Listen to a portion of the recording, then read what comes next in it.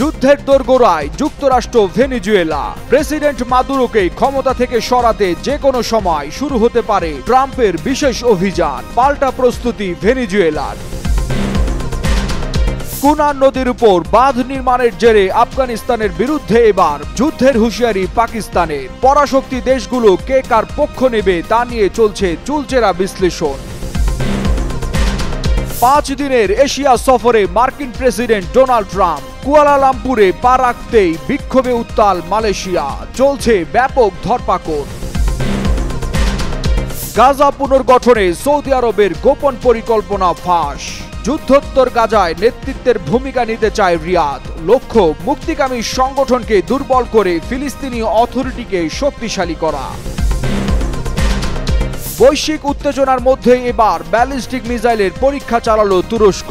আঞ্চলিক প্রভাব প্রতিষ্ঠার লক্ষ্যে দ্রুত সামরিক সক্ষমতা বাড়াচ্ছে আঙ্কারা, বলছেন বিশ্লেষকরা।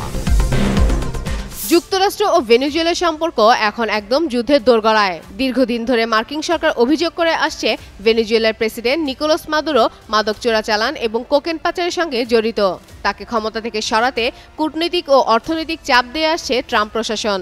এবার সেই চাপ বাড়াতে কঠিন সিদ্ধান্তের পথে হাঁটছেন মার্কিন প্রেসিডেন্ট ডোনাল্ড ট্রাম্প। তিনি এখন ভেনেজুয়েলার ভিতরে থাকা মাদক কারখানা ও পাচার রুটে সরাসরি হামলার পরিকল্পনা করছেন।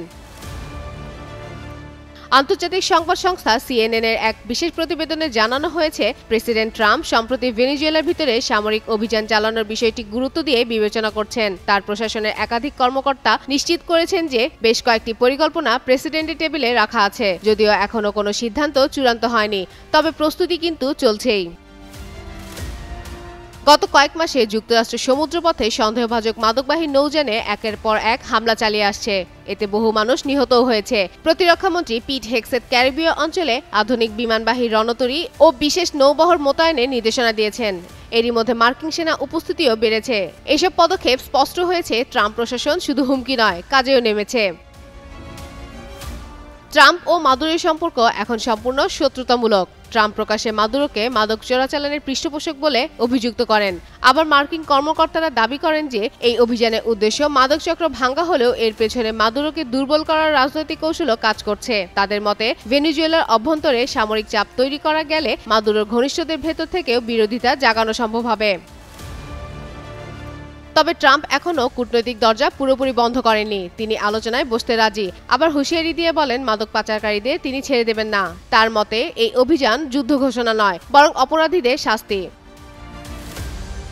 সব মিলিয়ে CNN এর প্রতিবেদনে দেখা যাচ্ছে ট্রাম্প প্রশাসন কূটনীতি ও শক্তি দুই পথেই এগোচ্ছে। প্রথমে সমুদ্রপথে হামলা, এরপর নৌবহন মোতায়েন, আর এখন ভেনেজুয়েলার ভিতরে সম্ভাব্য আঘাত। সবই এক বড় পরিকল্পনার অংশ।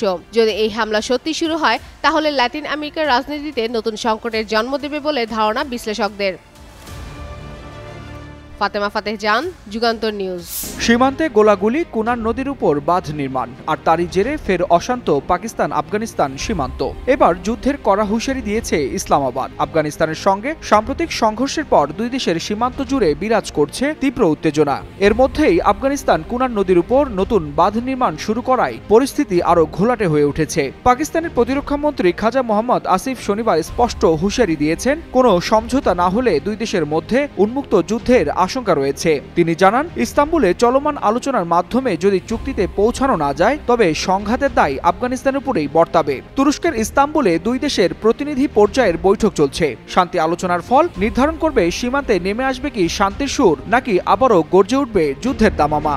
মালয়েশিয়ায় মাত্র একদিন হলো পৌঁছেছেন মার্কিন প্রেসিডেন্ট ডোনাল্ড ট্রাম্প। তার আগমনের সঙ্গে সঙ্গেই কুয়ালালামপুরে শুরু হয় ট্রাম্প বিরোধী বিক্ষোভ। রাজধানীর বিভিন্ন স্থান থেকে মানুষ সমাবেশে যোগ দিতে শুরু করেন। 26 অক্টোবর সকাল থেকে রাজধানীর দাতারান মেরদেকাতে বিক্ষোভকারীরা জড়ো হতে থাকেন। তারা ফিলিস্তিনি পতাকা হাতে ফ্রি প্যালেস্টাইন স্লোগান দেন আর প্লেকার্ডে লেখেন সহিংসতা বন্ধ করো।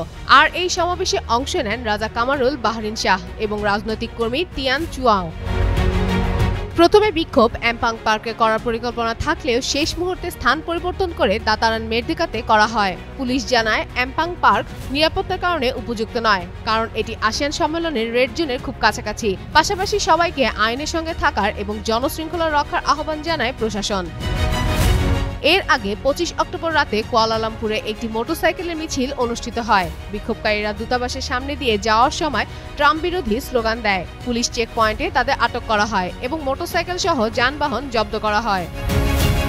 এদিকে দেশটির প্রধানমন্ত্রী আনোয়ার ইব্রাহিম ট্রাম্পকে 47তম আসিয়ান সম্মেলনে আমন্ত্রণ জানানোর পক্ষে অবস্থান নেন। পাশাপাশি মালয়েশিয়া কূটনৈতিক চ্যানেলের মাধ্যমে ফিলিস্তিন ও গাজায় সংঘটিত নৃশংসতার বিষয়ে উদ্বেগ প্রকাশ অব্যাহত রাখবে বলেও জানান তিনি।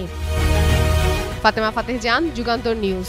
2 বছর ধরে চলা ভয়াবহ যুদ্ধের পর অবশেষে গাজায় নেমেছে যুদ্ধবিরতির প্রহর।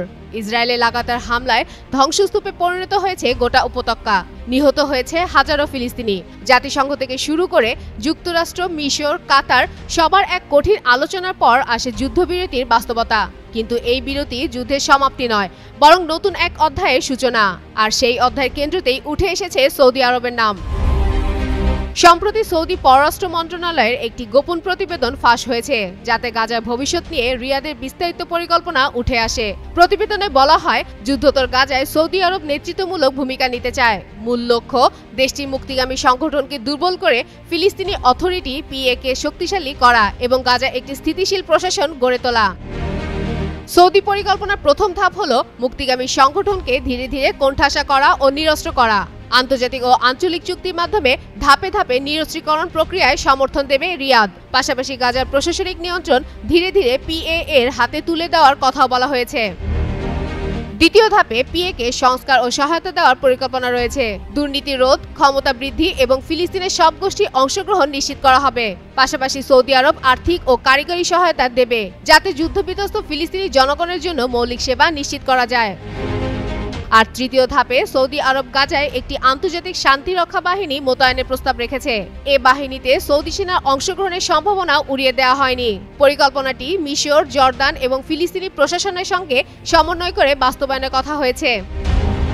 দীর্ঘমেয়াদে রিয়াদ এই উদ্যোগকে দ্বিরাষ্ট্রী সমাধানের সঙ্গে যুক্ত করতে চায়, যেখানে 1967 সালের সীমারেখা অনুযায়ী জেরুজালেমকে রাজধানী করে একটি স্বাধীন ফিলিস্তিনি রাষ্ট্র প্রতিষ্ঠা হবে। যুদ্ধের ধ্বংসের পর সেই স্বপ্নই এখন গাজার মানুষের একমাত্র আশ্রয় বলে ধরা হচ্ছে। ফাতেমা ফাতেহ জান, যুগান্তর নিউজ। বিশ্বজুড়ে চলছে টানটান উত্তেজনা। গাজা উপত্যকায় যুদ্ধবিরতি হলেও সেখানে শান্তি এখনো কাগজে কলমে। ইউক্রেনের মাটিতে রাশিয়া গোলাবর্ষণ থামেনি। মধ্যপ্রাচ্যে ইসরায়েল-ইরান দ্বন্দ্ব যে কোনো সময় নতুন সংঘাতে জড়িয়ে পড়তে পারে। বিশ্ব রাজনীতিতে যখন চলছে টানাপোড়েন, এমন সময় নতুন ব্যালিস্টিক ক্ষেপণাস্ত্র প্রকাশ্যে আনলো তুরস্ক। সফলভাবে চালানো হলো এর পরীক্ষাও। শুক্রবার দেশটির প্রতিরক্ষা শিল্প প্রতিষ্ঠান রকেটসান নতুন একটি ব্যালিস্টিক ক্ষেপণাস্ত্রের সফল পরীক্ষা চালায়। পরীক্ষাটির খবর নিশ্চিত করেন তুরস্কের প্রতিরক্ষা শিল্প সচিবালয়ের প্রধান হালুক গোরগুন। তিনি সামাজিক যোগাযোগ মাধ্যম সোশ্যালে লেখেন, এটি এক নীরব প্রস্তুতির ফল, আকাশে ফাঁকা এক স্বাক্ষর, আরও একটি সফল পরীক্ষা। গোরগুন আরও বলেন, ক্ষেপণাস্ত্রটির পাল্লা ও নির্ভুলতা বাড়াতে ধারাবাহিকভাবে উন্নয়ন চলছে। তিনি রকেটসানের প্রকৌশলী ও প্রযুক্তিবিদদের ধন্যবাদ জানিয়ে বলেন, তুরস্ক এখন প্রতিরক্ষা প্রযুক্তিতে স্বনির্ভরতার নতুন পথে হাঁটছে। এর আগে চলতি বছরের ফেব্রুয়ারিতে তুরস্ক টাইফুন নামের স্বল্প পাল্লার ব্যালিস্টিক ক্ষেপণাস্ত্রের সফল পরীক্ষা চালিয়েছিল। এরপর জুলাইয়ে রকেটসানের প্রধান মুরাদ ইকিঞ্চি জানিয়েছিলেন, টাইফুনের উন্নত সংস্করণ ব্লক 4 এর পরীক্ষামূলক উৎক্ষেপণ শীঘ্রই শুরু হবে। এদিকে প্রতিরক্ষা বিশ্লেষকদের মতে এই ধারাবাহিক সফল পরীক্ষা তুরস্কের ক্ষেপণাস্ত্রের প্রযুক্তিতে বড় এক অগ্রগতি। আঙ্কারা এখন শুধু নিজের নিরাপত্তার জন্য নয়, আঞ্চলিক প্রভাব প্রতিষ্ঠার লক্ষ্যেও সামরিক সক্ষমতা বাড়াচ্ছে। এমন সময় যখন বিশ্বের বড় শক্তিগুলো নতুন অস্ত্র প্রতিযোগিতায় নেমেছে, তখন তুরস্কের এই সাফল্য নিঃসন্দেহে নতুন বার্তা বহন করছে যে তারা আর কারোর উপর নির্ভরশীল নয়। ফাতেমা ফাতেহ জান, যুগান্তর নিউজ।